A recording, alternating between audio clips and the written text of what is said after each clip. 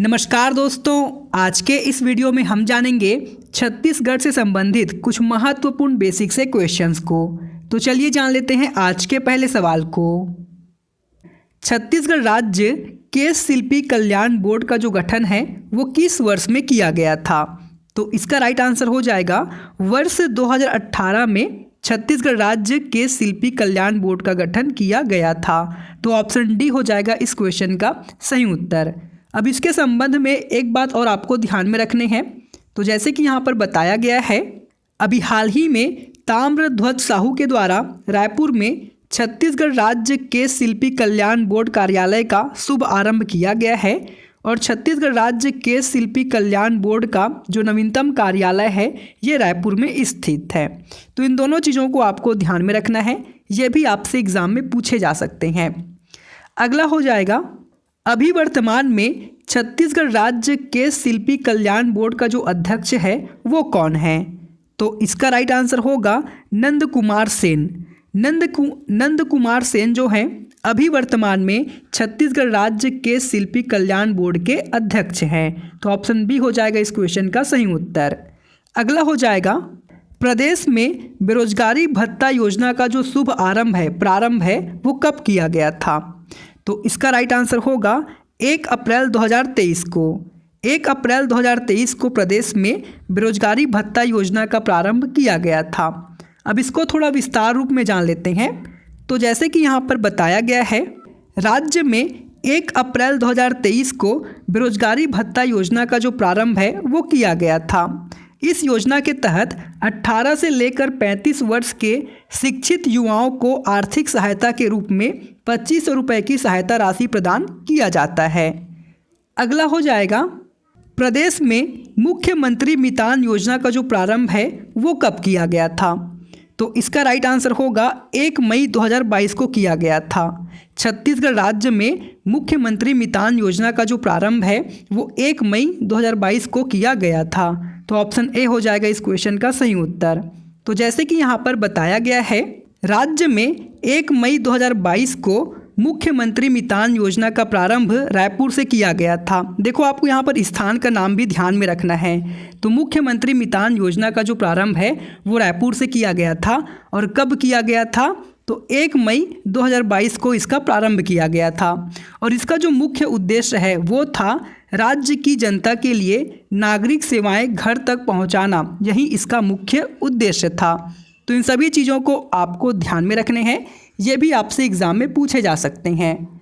अगला हो जाएगा, अभी हाल ही में प्राप्त विभागीय जानकारी के अनुसार प्रदेश में लघु वनोपज आधारित विकास कार्यों की रैंकिंग में निम्नलिखित में से कौन सा वन वृत्त जो है वो पहले स्थान पर है? तो इसका राइट आंसर हो जाएगा जगदलपुर वन वृत्त जो है वो पहले स्थान पर है। ऑप्शन डी हो जाएगा इस क्वेश्चन का सही उत्तर। लघु वनोपज आधारित विकास कार्यों की रैंकिंग में जगदलपुर पहले स्थान पर है। अगला हो जाएगा, प्रदेश में जल मितान युवा उद्यमी कौशल विकास परियोजना, इसका जो प्रारंभ है वो कब किया गया था? तो इसका राइट आंसर हो जाएगा 12 जून 2023 को छत्तीसगढ़ राज्य में जल मितान युवा उद्यमी कौशल विकास परियोजना का प्रारंभ किया गया था 12 जून 2023 को। तो ऑप्शन ए हो जाएगा इस क्वेश्चन का सही उत्तर। अब इसके उद्देश्य के बारे में जान लेते हैं।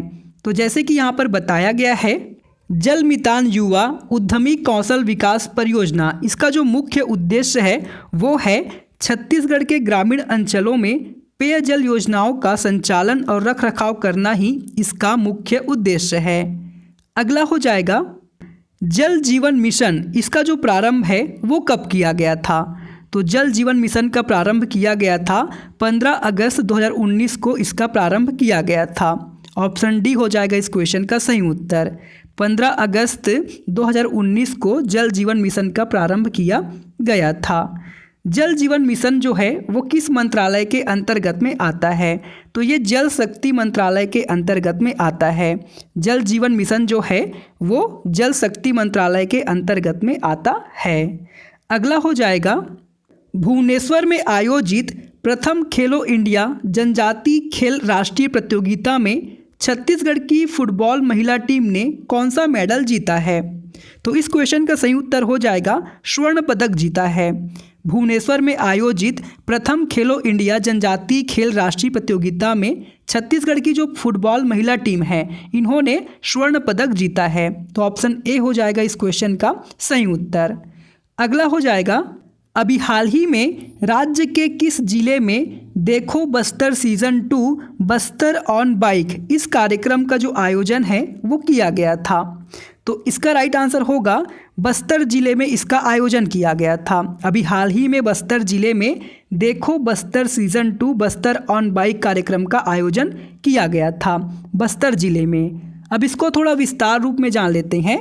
तो जैसे कि यहाँ पर बताया गया है, अभी हाल ही में 18 जून से लेकर 20 जून तक बस्तर जिले के कांगेर घाटी राष्ट्रीय उद्यान में देखो Bastar season 2 Bastar on bike कार्यक्रम का आयोजन किया गया था। कहाँ पर किया गया था? कांगेर घाटी राष्ट्रीय उद्यान में इस कार्यक्रम का आयोजन किया गया था 18 जून से लेकर 20 जून तक। अगला हो जाएगा, कांगेर घाटी राष्ट्रीय उद्यान की जो स्थापना है वो किस वर्ष में किया गया था? तो इसका राइट आंसर हो जाएगा वर्ष 1982 में कांगेर घाटी राष्ट्रीय उद्यान की स्थापना किया गया था। कांगेर घाटी राष्ट्रीय उद्यान जो है वो 200 वर्ग किलोमीटर के क्षेत्रफल में फैला हुआ है और इस राष्ट्रीय उद्यान का जो नाम है वो कांगेर नदी से लिया गया है और इसकी स्थापना हुई थी वर्ष 1982 में कांगेर घाटी राष्ट्रीय उद्यान की स्थापना हुआ था। अगला हो जाएगा, मलेरिया मुक्त छत्तीसगढ़ अभियान का प्रारंभ किस वर्ष में किया गया था?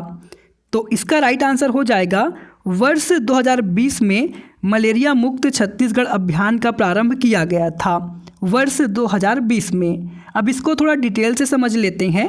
तो जैसे कि यहाँ पर बताया गया है, वर्ष 2020 से बस्तर जिले में मलेरिया मुक्त बस्तर अभियान के रूप में इसका प्रारंभ किया गया था।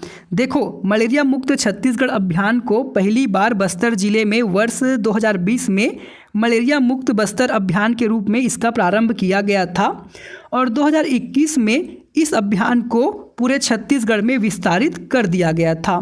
देखो, आपसे क्वेश्चन में ये पूछा जा सकता है कि जो मलेरिया मुक्त छत्तीसगढ़ अभियान है इसको पूरे राज्य में कब लागू किया गया था? तो वर्ष 2021 में इसको पूरे राज्य में लागू किया गया था और इसे पहली बार बस्तर जिले से प्रारंभ किया गया था। तो इन सभी चीज़ों को आपको ध्यान में रखने हैं। अगला हो जाएगा, प्रदेश में मलेरिया मुक्त छत्तीसगढ़ अभियान के 8वें चरण का जो संचालन है वो कितने दिनों तक किया गया था? मलेरिया मुक्त छत्तीसगढ़ अभियान के 8वें चरण का जो संचालन है वो कितने दिनों तक किया गया था, यहाँ पर पूछा गया है।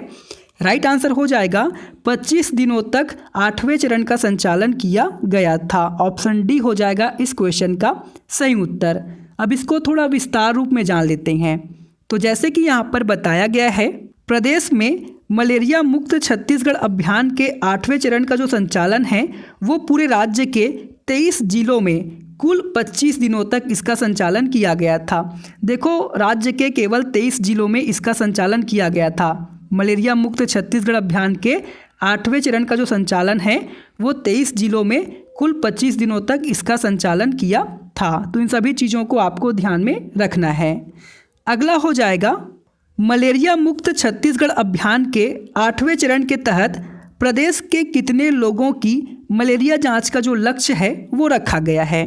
तो इसका राइट आंसर होगा लगभग 22 लाख लोगों की मलेरिया जांच का लक्ष्य रखा गया है 8वें चरण में। तो ऑप्शन ए हो जाएगा इस क्वेश्चन का सही उत्तर। अगला हो जाएगा, छत्तीसगढ़ में पहली बार राष्ट्रीय रामायण महोत्सव 2023 का जो आयोजन है वो कब से कब तक किया गया था? तो इसका राइट आंसर होगा 1 जून से लेकर 3 जून तक। 1 जून से लेकर 3 जून तक पहली बार छत्तीसगढ़ में राष्ट्रीय रामायण महोत्सव 2023 का आयोजन किया गया था। तो ऑप्शन ए हो जाएगा इस क्वेश्चन का सही उत्तर। अब इसको थोड़ा विस्तार रूप में जान लेते हैं। तो जैसे कि यहाँ पर बताया गया है, राज्य के रायगढ़ जिले के ओमान की पहाड़ी में 1 जून से लेकर 3 जून तक राष्ट्रीय रामायण महोत्सव का आयोजन किया गया था। कहाँ पर किया गया था? राज्य के रायगढ़ जिले के ओमान की पहाड़ी में। तो इन सभी चीज़ों को आपको ध्यान में रखना है। यदि ये वाला वीडियो आपको अच्छा लगा, उपयोगी लगा, तो इस वीडियो को आप लाइक कर सकते हैं, वीडियो को अपने दोस्तों के साथ शेयर कर सकते हैं और ऐसी वीडियोस के लिए आप इस चैनल को सब्सक्राइब भी कर सकते हैं।